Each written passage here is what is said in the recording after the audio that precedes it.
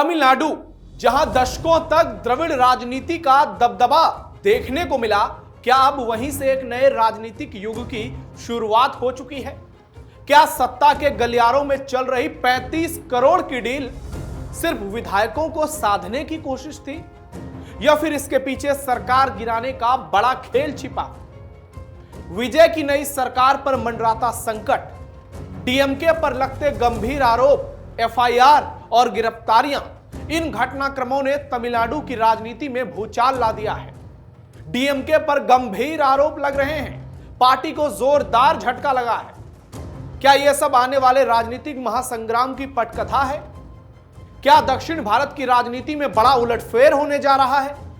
विधायकों की खरीद फरोख्त के मामले में गिरफ्तारियां साउथ इंडिया की राजनीति में एक बड़ा टर्निंग पॉइंट साबित होगा। नमस्कार, टर्निंग पॉइंट देख रहे हैं आप, मैं हूं नवेंदु और आज के इस वीडियो में आपको बताएंगे कैसे तमिलनाडु में विजय की पार्टी में सेंधमारी के लिए करोड़ों का खेल खेला गया, बड़ी साजिश रची गई और अब जब खुलासा हुआ है तो यह तमिलनाडु की राजनीति में आगे चलकर एक बड़ा टर्निंग पॉइंट साबित होगा। तमिलनाडु में भयंकर सियासी बवाल, विजय सरकार का बहुत बड़ा एक्शन, एमके स्टालिन को 11,000 वोल्ट का झटका, अब बीजेपी बनाम विजय की टक्कर। तमिलनाडु पुलिस ने विजय की अगुवाई वाली सरकार को अस्थिर करने के उद्देश्य से कथित तौर पर विधायकों की खरीद फरोख्त के आरोप में 3 लोगों को गिरफ्तार किया।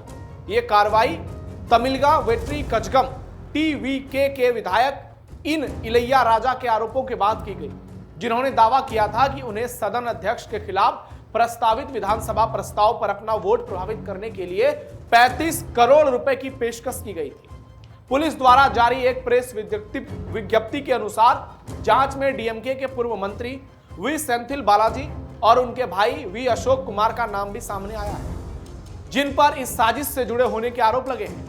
29 जून को इलैया राजा द्वारा चेन्नई पुलिस कमिश्नर के पास दर्ज कराई गई शिकायत के मुताबिक थिरुना वक्कू रासू नामक एक व्यक्ति ने उनसे संपर्क किया और दावा किया कि वो Indian political democratic strategies IPDS नामक एक जनमत सर्वेक्षण संगठन का प्रमुख है और वो एक बड़ी सियासी पार्टी के सदस्यों की ओर से लोगों को संपर्क कर रहा।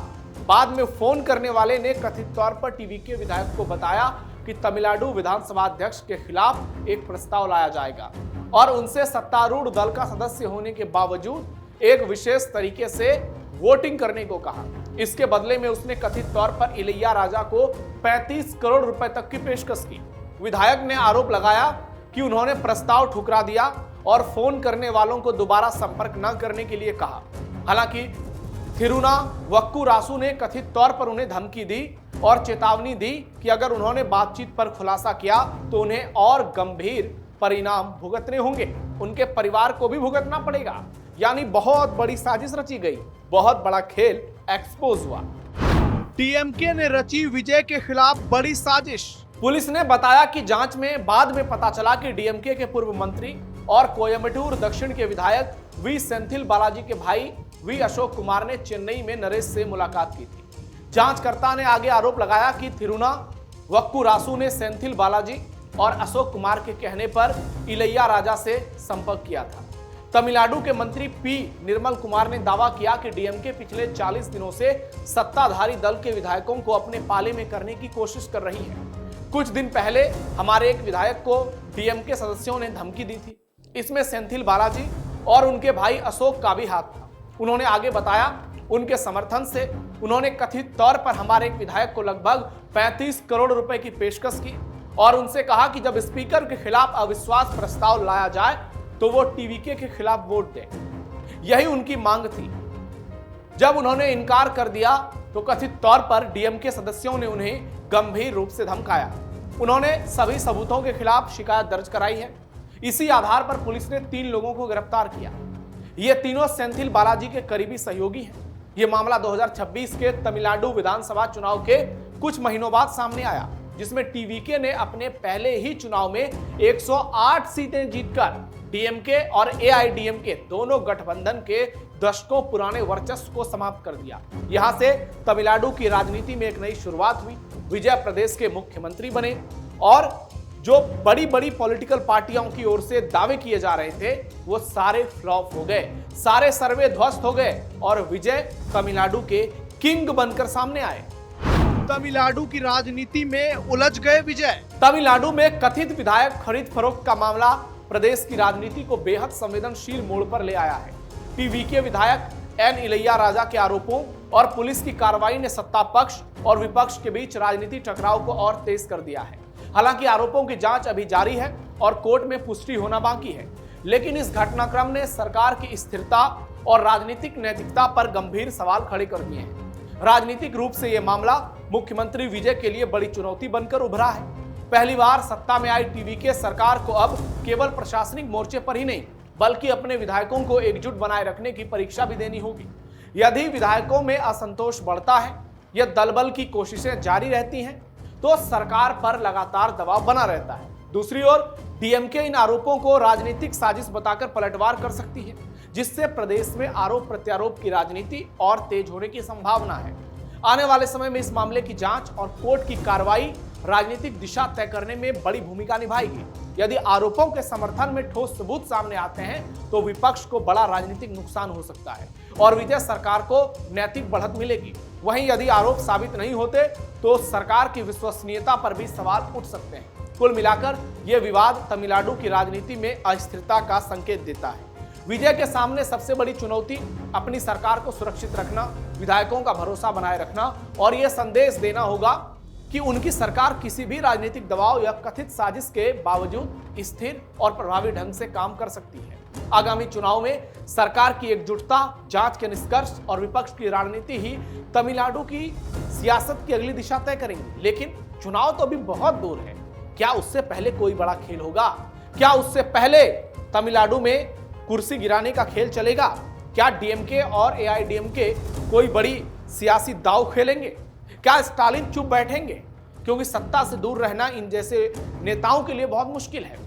ये लोग सनातन को डेंगू मलेरिया कह देते हैं, हिंदुओं पर इतनी अपमानजनक बातें करते हैं। तो आप सोचिए, सिर्फ कुर्सी के लिए। ऐसे में विजय को अस्थिर करने में भी इनकी पूरी जी जान ये लगा ही देंगे। लेकिन सवाल यह है, क्या विजय की सरकार गिरेगी? कांग्रेस भी गठबंधन में है। तमिलनाडु विधानसभा का क्या हाल है वो हम आपको बताएंगे।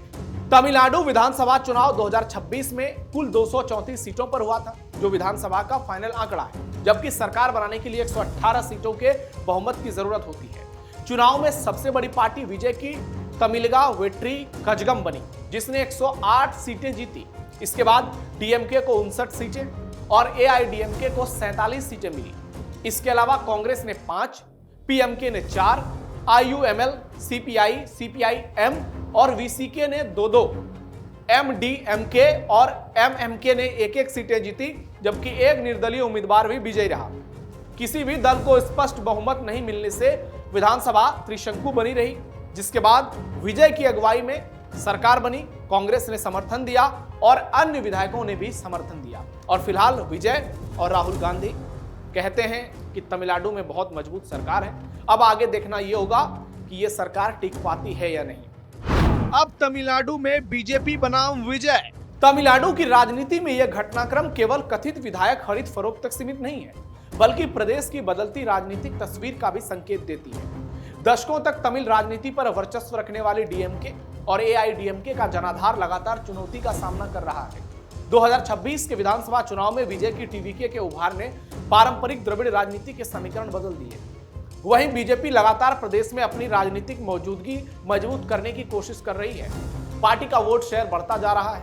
अन्नामलाई भी बीजेपी से अलग होकर नई सियासी पारी खेलने की जबरदस्त तैयारी में है। ऐसे में आने वाले सालों में क्या कुछ होगा? विजय कांग्रेस का गठबंधन टूटेगा या फिर लड़ाई विजय बनाम बीजेपी बनाम अन्नामलाई हो जाएगी? निश्चित तौर पर यह दिलचस्प होगा। हालांकि डीएमके और एआईडीएमके धीरे धीरे चुनावी परिदृश्य से दूर होती जाएगी, इस बात की संभावना बहुत ज्यादा है। यानी दक्षिण भारत में भी कभी भी बड़ा उलटफेर देखने को मिल सकता है। साउथ इंडिया में कभी भी बड़ा खेला देखने को मिल सकता है। और एक बात तो तय है, विजय की सरकार पर खतरा है और यह खतरा बहुत जबरदस्त है। आपकी राय क्या है? आपको क्या लगता है? कमेंट बॉक्स में जरूर बताइए। हमारे वीडियो को लाइक कीजिए, शेयर कीजिए, चैनल को सब्सक्राइब जरूर कीजिए। फिलहाल के लिए टर्निंग पॉइंट में इतना ही। धन्यवाद।